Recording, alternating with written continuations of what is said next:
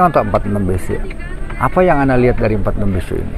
Tadi yang saya bilang, kebersamaan, persaudaraan, soliditas, itu saya pengalaman perdana pakai motor gede kan sama Babe itu. Iya. Dargap. Berawal dari teman-teman MC Jakarta Raya mau melakukan kopi darat gabungan. Jakarta.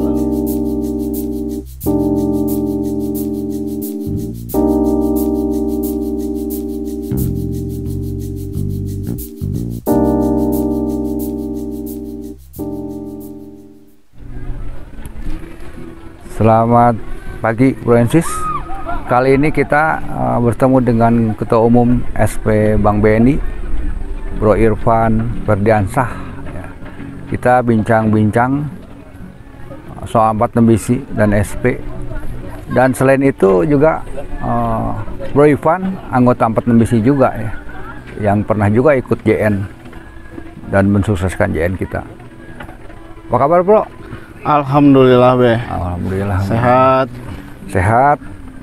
Gimana COVID nih? Aman? Alhamdulillah.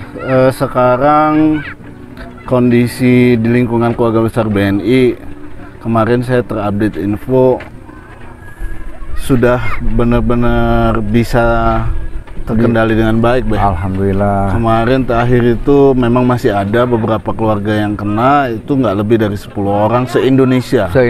Jauh dibandingkan sebelum awal-awal itu ya. Wah, lagi booming kemarin bisa sampai ratusan, bahkan sempat mencapai angka ribuan, itu luar biasa. Iya. Tapi itu juga mungkin ya kita meyakini ada faktor juga bahwa sudah 100% keluarga besar BNI itu sudah divaksin dua kali ya. Alhamdulillah. Iya, jadi memang ada ininya juga ya, ada manfaatnya juga. Ada manfaat, betul Bang. Oke. Pengaruh. Jadi selama kegiatan selama PPKM ya. Iya. PPKM sebelumnya juga kan ada ya. Ada PSBB sebelumnya. Tentu kalau saya lihat SP masih tetap ada kegiatan ya. Masih, Be. Bisa dijelaskan itu, Bro? Ya memang pada akhirnya kita dipaksa untuk cepat mengikuti perubahan ya, Be ya. Iya.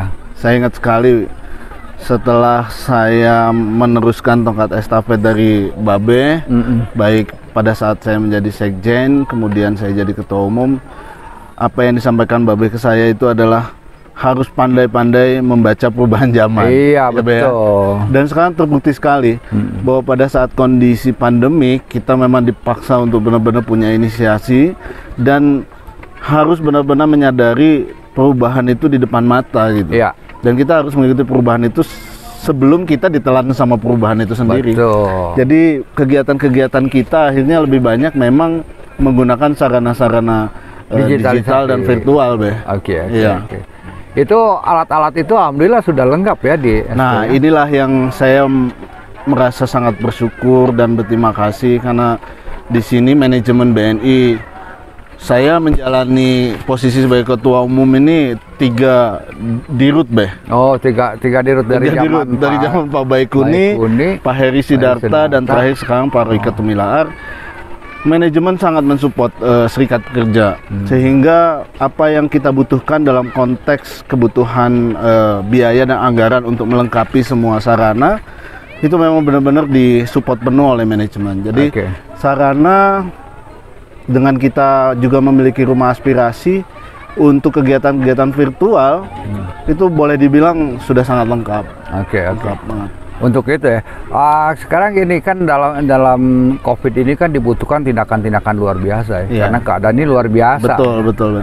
Ada gerakan-gerakan yang sifatnya itu kemanusiaan. Betul. Apa aja yang dilakukan SP mengenai? Nah, ini lagi sebuah sejarah dan sebuah pengalaman berharga buat saya pribadi juga. Karena pada saat awal-awal pandemi, saya ingat sekali menjelang ulang tahun HUT BNI ya, di kisaran April, pada saat masih bulan puasa juga, kita bersama manajemen mengambil suatu langkah yang memang pada awalnya pro kontra pasti di kalangan anggota biasa itu, tapi akhirnya dengan semua penjelasan, dengan semua niatan baik dan bisa mengikhlaskan, kita mendonasikan sebagian rezeki. Pada saat itu kebetulan ada pembagian THR, setengah TC dari semua individu pegawai, ditambah untuk para senior leader juga memberikan sukarela tambahan, itu terkumpul 130,2 miliar. Itu termasuk dari anak-anak perusahaan juga, direksi. Berapa jumlahnya? 130,2 miliar. Berasal dari seluruh pegawai BNI ditambah direksi, berikut direksi anak perusahaan. Alhamdulillah.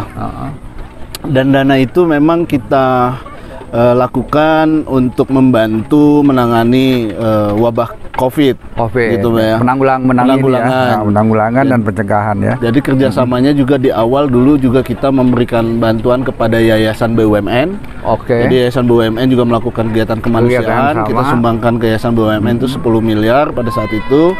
Lalu setelahnya kita melakukan kegiatan-kegiatan sendiri yang dilakukan oleh teman-teman anggota Serikat Pekerja. Dengan tujuan membantu baik itu pegawai, TAD, Bina, sampai ke pensiunan, keluarga besar pensiunan, dan juga keluarga masyarakat sekitar kita. Itu yang keluarga besar BNI tentunya seluruh Indonesia ya? Seluruh Indonesia, seluruh Indonesia. Oke. Nah, sekarang kita ada di sini ya. Lagi kegiatan apa nih, Bro? Ini ya nikmat Tuhan, mana lagi yang mau kita dustakan ya, bener, roh gede. Babe juga pasti merasa bahagia banget kita hari ini. Betul. Ada kegiatan kolaborasi lagi-lagi antara Serikat Pekerja dengan 46 BC. Ini kegiatan perdana setelah kita menjalani wabah pandemi COVID yang 1 tahun lebih, hampir 2 tahun ya. Ini kegiatan perdana kita yaitu Kopdar Gap.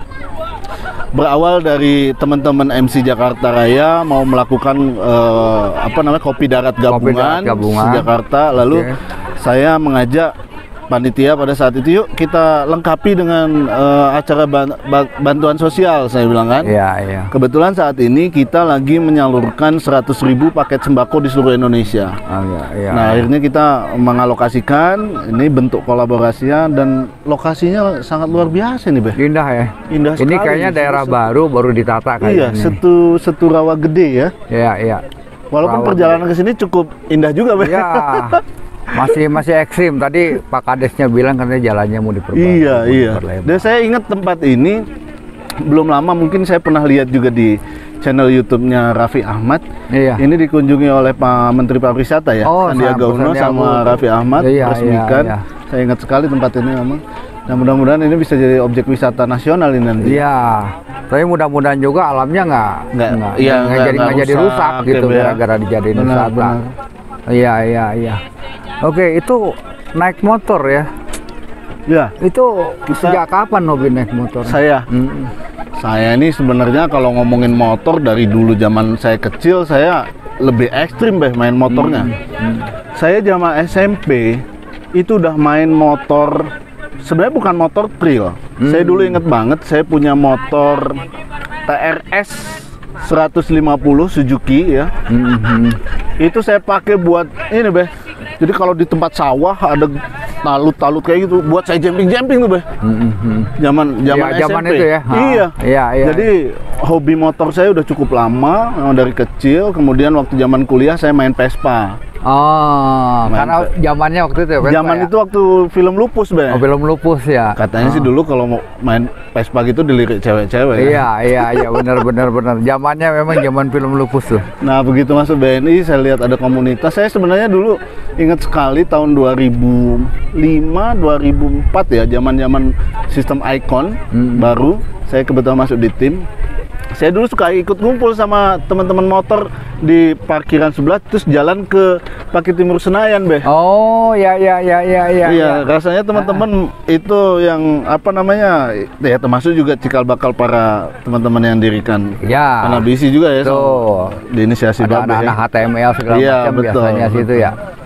Dan rasanya ini ya saya berterima kasih, saya juga bisa nyalurin hobi saya untuk bermotor, walaupun sekarang refreshing lah ya. Betul, sangat jarang ya. Pengalaman kan kemarin yang JN7 saya nggak pernah lupakan. JN7 Timur Leste yang sama Babe itu pengalaman. Ketapang ikut nggak? Ketapang nggak. Ruli yang Ruli. Nah, waktu JN yang Timur Leste Itu saya pengalaman perdana pakai motor gede kan sama Babe itu. Iya. Berapa itu? 750 cc. 750 cc. Itu pengalaman pertama. Tapi yang paling lagi lebih menakjubkan bagi saya, alhamdulillah kita bisa menyelenggarakan JN7 yang fenomenal ya, Pak. Betul, itu dalam sejarah 46 BC itu terbesar. Kita nggak tahu kapan bisa ngulangi lagi, tapi saya yakin lah insya Allah kita bisa ulangi lagi ya, Pak ya.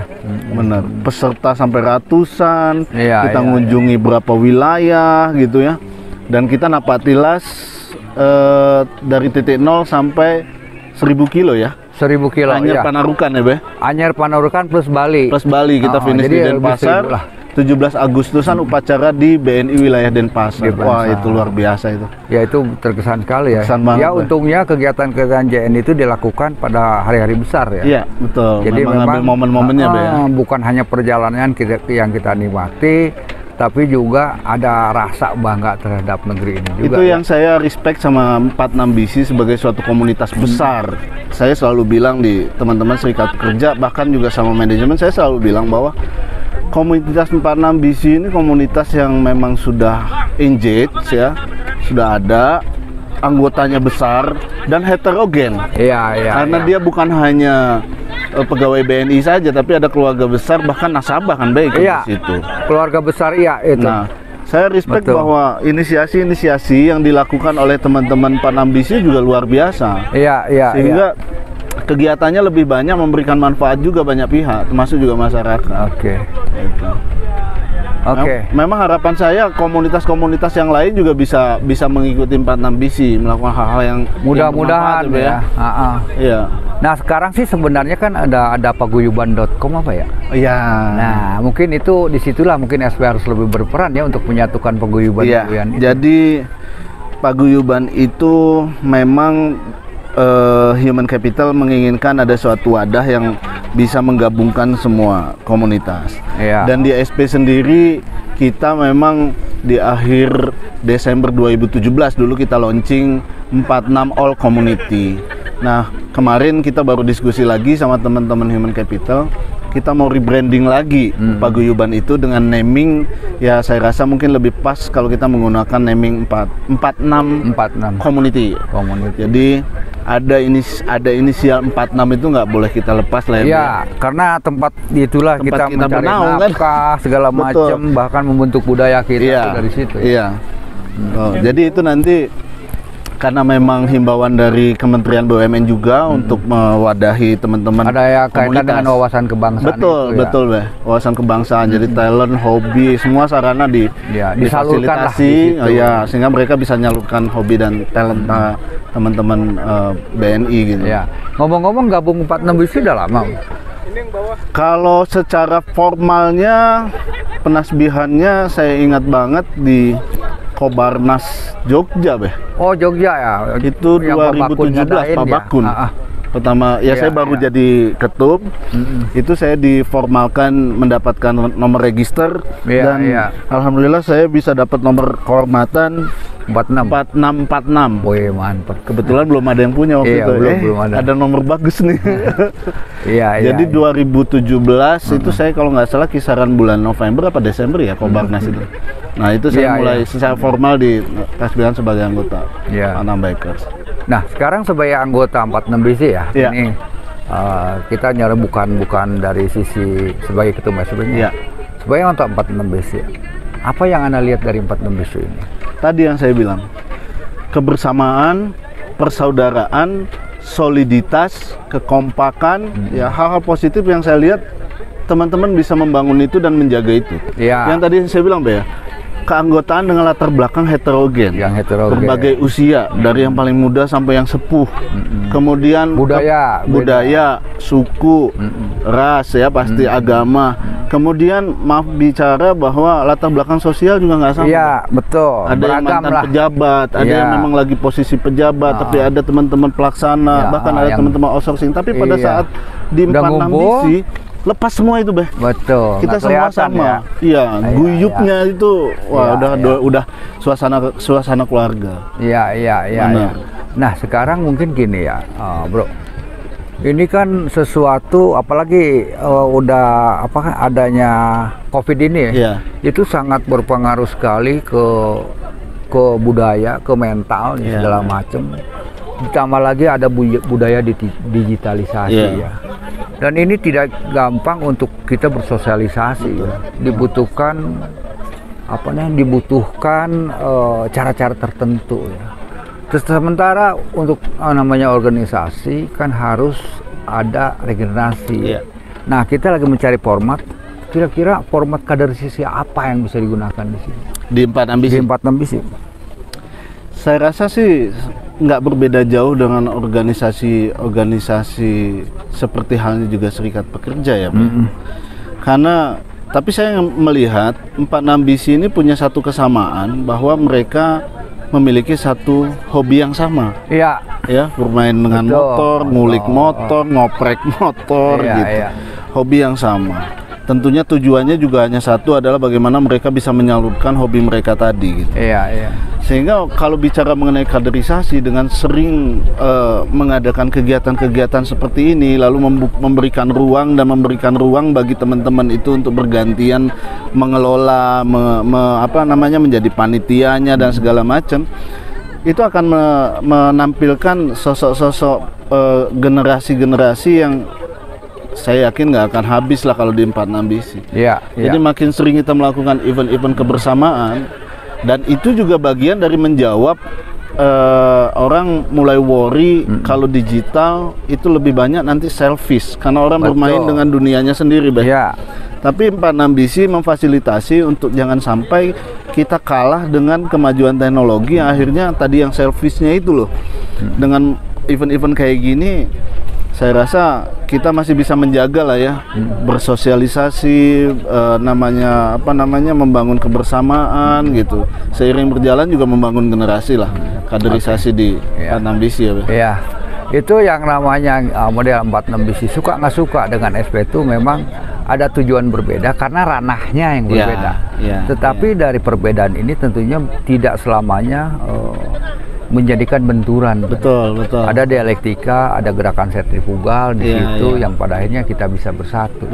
Nah, menurut SP sekarang sebenarnya titik poin kebersamaan kita tuh ada di mana? Soalnya kalau Empat Ambisi ngomong kesejahteraan, mungkin hanya anggota Empat Ambisi yang anggota SP. Sedangkan yang tidaknya tidak. Bukan ya, teman-teman kita yang TAD segala macam atau yang sudah tidak di BNI lagi. Pasti dengan secara alamiah kan kita sekarang ngebentuk tuh, ada kebersamaan, punya kegiatan bersama. Nah, kalau menurut Ketum, titik temunya tuh di mana sebenarnya secara itu? Kalau saya satu hal yang saya lihat, fungsi sosial. Fungsi sosial. Jadi pada saat organisasi Serikat Pekerja memunculkan fungsi sosialnya, di situ saya lihat Empat Ambisi juga mempunyai suatu misi bahwa keberadaan komunitas ini juga memberikan value dari sisi fungsi sosial. Ya seperti halnya yang kita lakukan hari ini, dengan memberikan paket sembako, bantuan sosial kepada masyarakat sekitar. Nah, itu wujud kebersamaan, wujud titik poin yang sama antara organisasi SP dengan Empat Ambisi. Oh, di sini ada titik temu masalah sosial, masalah kemanusiaan. Masalah kemanusiaan, betul. Pasti karena disitulah yang letaknya yang letak kebersamaan untuk semua organisasi itu. Betul. Semua sekarang sampai sejauh mana kita bisa memberikan manfaat ya, Terus, Bro, saya pengen ini, kira-kira harapan apa sih ke depannya? Karena kan tadi setiap zaman ada pemimpin, pemimpin ada zaman. Nah, sekarang terhadap Empat Ambisi, harapan apa sih Empat Ambisi ke depannya ini? Saya sangat berharap bahwa Empat Ambisi tetap bisa menjaga eksistensinya yang pasti, lalu tetap tumbuh menjadi lebih besar. Karena kalau kita bicara keluarga besar BNI, itu boleh dibilang angka 70.000 itu angka yang nggak kecil, sedangkan sekarang mungkin Empat Ambisi secara register mungkin masih angka 4.000, 5.000 ya, Iya, angka 5.000-an. 5.000-an ya.